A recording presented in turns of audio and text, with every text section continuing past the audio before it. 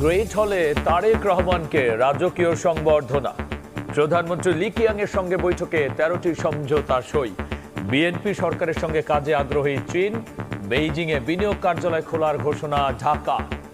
তিস্তা সহ বিভিন্ন নদী ব্যবস্থাপনায় সহযোগিতায় একমত চীন বাংলাদেশ। তিস্তা মহাপরিকল্পনা সহ বাংলাদেশের বিভিন্ন নদীর ব্যবস্থাপনা উন্নয়নের বিষয়ে দুই দেশের সহযোগিতা বাড়ানোর ঐক্যমত্য হয়েছে। 2 বছর পর বাংলাদেশি পর্যটকের জন্য খুলল ভারতের দরজা। 28 জুন থেকে করা যাবে ভিসার আবেদন, জানালেন নতুন হাই কমিশনার। কার্যক্রম চলবে দেশের 5টি সেন্টার থেকে। লক্ষ্মীপুরের ঢাবি শিক্ষার্থী সহ একই পরিবারের 4 জনকে কুপিয়ে হত্যা। জানা যায়নি মা ও 3 মেয়ে খুনের রহস্য। গণপিটুনিতে অভিযুক্ত যুবকের মৃত্যু। বাংলাদেশ ও চীনের মধ্যে 13টি সমঝোতা স্বাক্ষর হয়েছে। বেইজিংয়ে দুই দেশের প্রধানমন্ত্রীর বৈঠকের পর এসব সমঝোতা সই হয়। এর আগে তারেক রহমান ঐতিহাসিক গ্রেট হল অব দ্য পিপলে পৌঁছালে চীনের প্রধানমন্ত্রী উষ্ণ অভ্যর্থনা জানান বাংলাদেশের সরকার প্রধানকে। পরে প্রধানমন্ত্রীর উপদেষ্টা মাহাদি আমিন জানান দ্বিপাক্ষিক বৈঠক ফলপ্রসূ হয়েছে। বিএনপি সরকারের সঙ্গে কাজ করতে দৃঢ়ভাবে আগ্রহ প্রকাশ করেছে চীন। বেইজিং থেকে বিস্তারিত জানাচ্ছেন আহমেদ সালিহিন। বেইজিংয়ে চীনের প্রধানমন্ত্রীর উষ্ণ অভ্যর্থনায় সিক্ত বাংলাদেশের প্রধানমন্ত্রী তারেক রহমান। বৃহস্পতিবার স্থানীয় সময় বিকেল 5টায় রাষ্ট্রীয় অতিথি ভবন থেকে মোটর শোভাযাত্রায় তারেক রহমান বেইজিংয়ের ঐতিহাসিক গ্রেট অফ পিপলে পৌঁছালে চীনের প্রধানমন্ত্রী তাকে স্বাগত জানান। তারেক রহমানকে লাল গালিচা দিয়ে অভিবাদন মঞ্চে নিয়ে যান দেশটির প্রধানমন্ত্রী লি কিয়াং। চীনের সশস্ত্র বাহিনীর সুসজ্জিত একটি চৌকস দলের সালাম গ্রহণ করেন প্রধানমন্ত্রী। এ সময় দুদেশের জাতীয় সঙ্গীত বাজানো হয়। প্রধানমন্ত্রী তারেক রহমানকে অভিবাদন জানিয়ে তোপধ্বনি দেওয়া হয়। পরে দুই প্রধানমন্ত্রী সশস্ত্র বাহিনীর প্যারেড পরিদর্শন করেন। এরপর বৈঠক শেষে দুই প্রধানমন্ত্রীর উপস্থিতিতে বাংলাদেশ ও চীনের মধ্যে বিভিন্ন ক্ষেত্রে সহযোগিতা বিষয়ক 13টি সমঝোতা সই হয়। পরে এ নিয়ে সংবাদ সম্মেলন করে প্রধানমন্ত্রীর প্রেস উইং। জানানো হয় তারেক রহমানের নেতৃত্ব এবং সুশাসনের উপর চীনের পূর্ণ আস্থা রয়েছে বলে জানিয়েছেন চীনা প্রধানমন্ত্রী। দ্বিপাক্ষিক বৈঠকে লি কিয়াং গণপ্রজাতন্ত্রী বাংলাদেশ সরকারের মাননীয় প্রধানমন্ত্রী উদ্দেশ্যে উনি ফার্ম সাপোর্ট এবং বলেছেন যে প্রাইম মিনিস্টার তারেক রহমানের লিডারশিপ এবং গভর্নেন্সের প্রতি পিপলস রিপাবলিক অফ চায়নার ফুল সাপোর্ট ওনার প্রতি আছে। প্রধানমন্ত্রীর উপদেষ্টা মাহাদি আমিন জানান বৈঠক ফলপ্রসূ হয়েছে। বিএনপি সরকারের সঙ্গে কাজ করতে দৃঢ়ভাবে আগ্রহ প্রকাশ করেছে চীন। নির্বাচিত সরকার হিসাবে মাননীয় প্রধানমন্ত্রী জনাব তারেক রহমানের নেতৃত্বাধীন বিএনপি সরকারের সাথে দৃঢ়ভাবে একসাথে কাজ করার জন্য অনেক শক্তিশালী আগ্রহ প্রকাশ করেছে। আমাদের ব্রিক্সে সম্পৃক্ততার বিষয়ে আলোচনা হয়েছে এবং ব্রিক্সে বাংলাদেশের সংযুক্ত হওয়ার ক্ষেত্রে ওনারা ইতিবাচক ভূমিকা রাখবেন সেটি বলেছেন। মায়ানমারের সাথে যদি কোনো ডায়ালগ করার প্রয়োজন হয়, স্পেশালি রোহিঙ্গা রিপ্যাট্রিয়েশন বা প্রত্যাবাসনের জন্য, যেটা আমরা সবসময় বলছি যে ভলান্টারি, সেফ এবং ডিগনিফাইড রিপ্যাট্রিয়েশন চাই, সেক্ষেত্রে চীন বলেছে তারা ফ্যাসিলিটেট করতে চায়। চীন সফরের শেষ দিন শুক্রবার চীনা প্রেসিডেন্ট শি জিনপিং এর সঙ্গে সাক্ষাৎ করবেন প্রধানমন্ত্রী তারেক রহমান। তিস্তা সহ দেশের বিভিন্ন নদী ব্যবস্থাপনায় বাংলাদেশ চীন ঐক্যমত্য হয়েছে। বেইজিং সফরে তারেক রহমানের সঙ্গে দেশটির পানি সম্পদ মন্ত্রীর বৈঠকের পর এই কথা জানান প্রধানমন্ত্রীর উপদেষ্টা। পাশাপাশি বাংলাদেশে বিনিয়োগে আশ্বাস দিয়েছে চীনের সরকারি ও বেসরকারি খাতের প্রতিষ্ঠান। প্রধানমন্ত্রীর সফরে চীনের সঙ্গে বন্ধুত্বপূর্ণ ও আন্তঃরাষ্ট্রীয় সম্পর্ক আরও উচ্চতর পর্যায়ে উন্নীত হবে বলে আশাবাদ ব্যক্ত করেছেন নীতি নির্ধারকরা। মিজানুর রহমানের ক্যামেরায় চীন থেকে আহমেদ সালহিনের আরও একটি রিপোর্ট। ত্রয়োদশ জাতীয় সংসদ নির্বাচনে বিএনপির প্রতিশ্রুতির অগ্রাধিকারে ছিল তিস্তা মহাপরিকল্পনার বাস্তবায়ন। সরকার গঠনের পর চীনের সহযোগিতায় এই কার্যক্রম এগিয়ে নিতেও আলোচনা চলছে বাংলাদেশ সরকারের।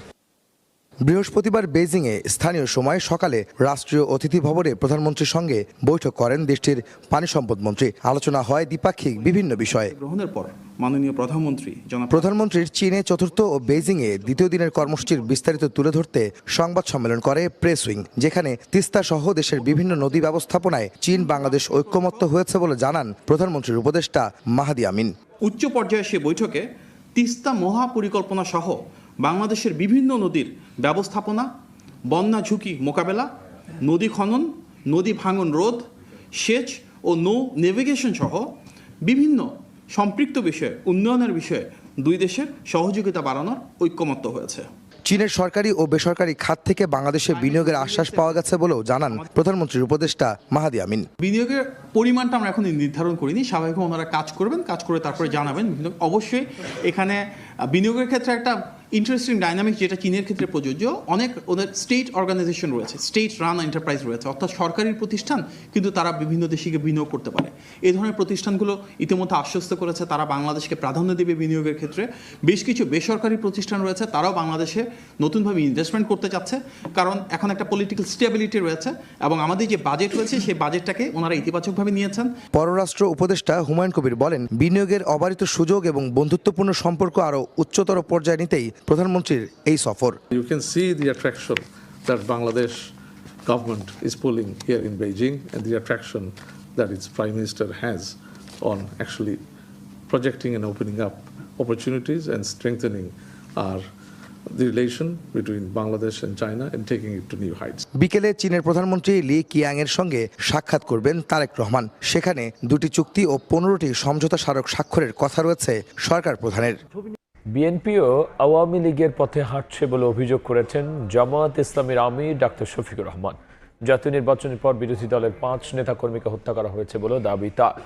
গাইবান্ধার শাহঘাটা উপজেলায় যুবদলের হামলায় গুরুতর আহত শিবির কর্মী সালাউদ্দিনকে দেখতে বৃহস্পতিবার কল্যাণপুর ইবনে সিনা হাসপাতালে গিয়ে সাংবাদিকদের এই কথা জানান তিনি। বিরোধী দলীয় নেতা বলেন, বিএনপি ও জামায়াত বিগত সময়ে নানা নির্যাতনের শিকার হয়েছে, কিন্তু তার থেকে বর্তমানের সরকারি দল কোনো শিক্ষা নিয়েছে বলে মনে হয় না।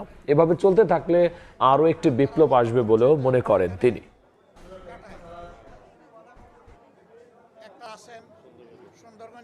নির্বাচনের পরে এইভাবে কর্তৃত্ব নিতে গিয়ে সরকারি দল এবং প্রতিহিংসা মিটাতে গিয়ে পর্যন্ত আমাদের 5 জন মানুষকে তারা খুন করেছে। মানুষ হিসাবে একটুও চিন্তা করব না আমরা এই হিংস্র পাশবিক রাজনীতির অবসান চাই। বর্তমান সরকারি দলও নির্যাতিত হয়েছে, জুলুমের শিকার হয়েছে। তাহলে কি আমাদের কোনো শিক্ষা হলো না?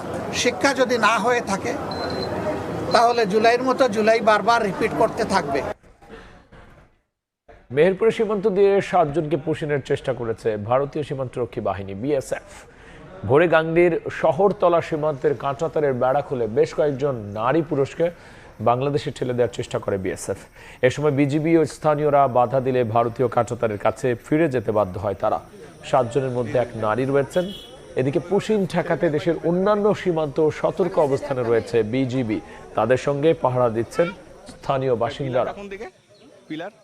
5টার সময় দেখছি ওই লোকগুলো আসছে, আসার পরে তারপরে পার করার চেষ্টা করে, আমরা বাধা দিই, তারপর ওদের ভিতরে রেখে আসি। মিডিয়ার ভাইয়েরা এবং পাবলিকরা আটকে রাখি, দেখি যে 6 জন পুরুষ 1 জন নারী আটকানোর পরে জনগণ ওঠার পরে সকাল 8টার সময় জনগণের চাপ দেখি এবং বিজিবির চাপ দেখি তারা ভারতের বিএসএফ উঠি নেয়।